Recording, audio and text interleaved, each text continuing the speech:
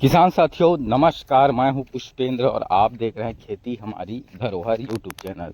इस टाइम जो है आप मेरे धान की फसल जो देख पा रहे हैं, ये जो है गभोट की अवस्था में आने वाली है। मतलब जो है बाली बनने की जो शुरुआती अवस्था होती है, मतलब मुंजर पाइप में आना होता है, तो उस टाइम की ये अवस्था होती है और बहुत सॉलिड अवस्था होती है। इस टाइम आपको एकदम सॉलिड स्प्रे करना होता है और इसको बोलते हैं धान की जो है गभोट की अवस्था में पहला स्प्रे। अब हम जो है अपना धान की फसल में पहला स्प्रे कल से स्टार्ट करेंगे। और जो हमारा धान की फसल में जो गभोट की अवस्था में जो पहला स्प्रे रहता है वो बहुत दमदार रहता है। हम लोग अच्छे से स्प्रे करते हैं। तो इस टाइम जो है फसल में लगने वाली रोग के बारे में बात कर लेते हैं। इस टाइम जो है आपकी फसल में कौन कौन सी रोग लग सकती है। पहला जो है स्टीम बोरर, मतलब तना छेदक कीट। ये तो आपका पीछा छोड़ने वाला नहीं है अंत तक, जब तक बाली आपका पूरी तरह से निकल ना जाए। दूसरा है खतरनाक बीमारी बीएलबी बैक्टीरिया लीफ ब्लाइट और सीड ब्लाइट।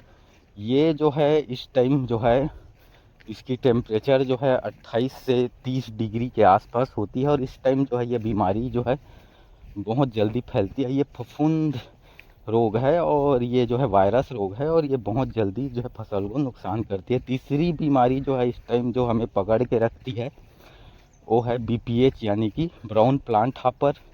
ये बहुत ज़्यादा जो है फसल को ये तो 100% नुकसान करती है। इसको जो धान की खेती करने वाले किसान भली भाली जानते हैं। तो ये 3 प्रकार के जो मुख्य बीमारी इस टाइम जो है आपको देखने को मिलता है। उसके बाद जो है गंधी बग होता है। गंधी बग जो है बाली निकलते समय आपके फसल में लगना स्टार्ट होता है, अभी उसका छिड़काव करने की आवश्यकता नहीं है।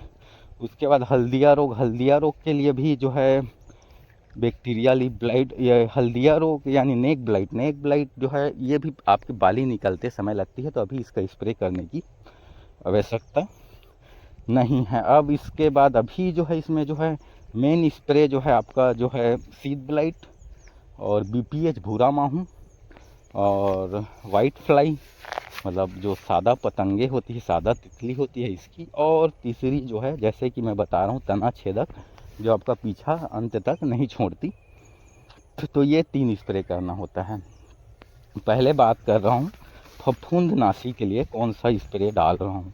फफूंदनाशी के लिए मैं इसमें डाल रहा हूँ हेक्साकोनाजोल। आप चाहो तो टूबिकोनाजोल भी डाल सकते हो या तो फिर बायर का नेटियो का स्प्रे कर सकते हो, लेकिन बार बार आप नेटियो का स्प्रे करोगे तो कॉस्टली आपका खर्चा बहुत ज़्यादा बढ़ जाएगा। तो मैं इसमें अभी जा रहा हूँ हेक्साकोनाजोल, जो 75% वाली WP में आती है।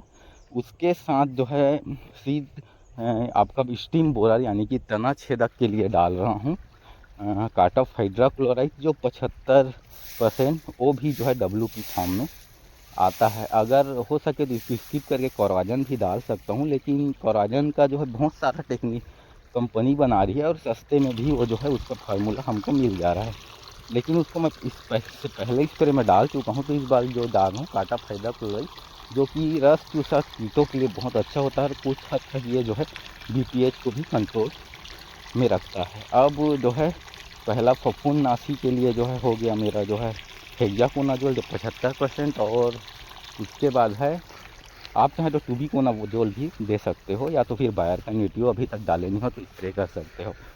अब उसके बाद है स्टीम बोलर के लिए, जैसे कि मैं बता रहा हूँ ये जो कार्टफ हाइड्रोक्लोराइड। और उसके बाद जो है बीपीएच के लिए यानी मेन दवा जो हमारा इस टाइम भूरा माहो के लिए हम दे रहे हैं, इसमें पाइमेट्राजिन जो 50% WP में आता है। अभी जो है पेक्सलॉन नहीं डाल रहा हूँ क्योंकि उतना प्रकोप नहीं है। तो जो है जो मेरा जो है आपका जो है चेस फार्मूले से काम हो जाएगा, जैसे कि पाइमेट्राजिन आपको बचा रहा हूँ 50 WP में। तो इतना स्प्रे जो है हम अभी फ़िलहाल करने वाले हैं। फिलहाल किसान साथियों नमस्कार। आप कौन सा डाल रहे हैं किसान साथियों? तो मैं जो है WP फॉर्म में पूरा भी स्प्रे दे रहा हूँ, चाहे वो पाइमेट्राजिन हो या हेक्साकोनाजोल हो या तो फिर कार्टफ हाइड्रोक्लोराइड। तो ये तीनों फार्मूला डाल रहा हूँ। आप भी ये तीनों फार्मूला डाल के अभी फ़िलहाल कुछ दिनों के लिए अपने फसल को स्वच्छ और जो है सावधान रख सकते हैं, जिससे बीमारी नहीं फैलेगी। उसके बाद जो है बाली निकलते समय जो है आप एक और स्प्रे करना पड़ता है, जो गभोट की दूसरी स्प्रे होता है, तो उस टाइम भी आपको स्प्रे करना पड़ता है। उसके लिए मैं अलग से आपको वीडियो डाल के बताऊंगा। फिलहाल मैं कल के डेट में ये काम तो करने वाला हूँ। तो आप कौन से दवा छिड़काव कर रहे हैं इस टाइम पर, इस आप कमेंट के माध्यम से ज़रूर बताइएगा। तब तक के लिए धन्यवाद। जय जवान जय किसान। और अभी तक आपने चैनल को सब्सक्राइब नहीं किया, सब्सक्राइब कर लीजिए, साथ ही साथ बेल आइकन के नोटिफिकेशन को दबा दीजिए, जिससे आने वाले वीडियो में आपको खेती से रिलेटेड और धान की खेती से रिलेटेड जानकारी मिलती रहेगी। तब तक के लिए धन्यवाद।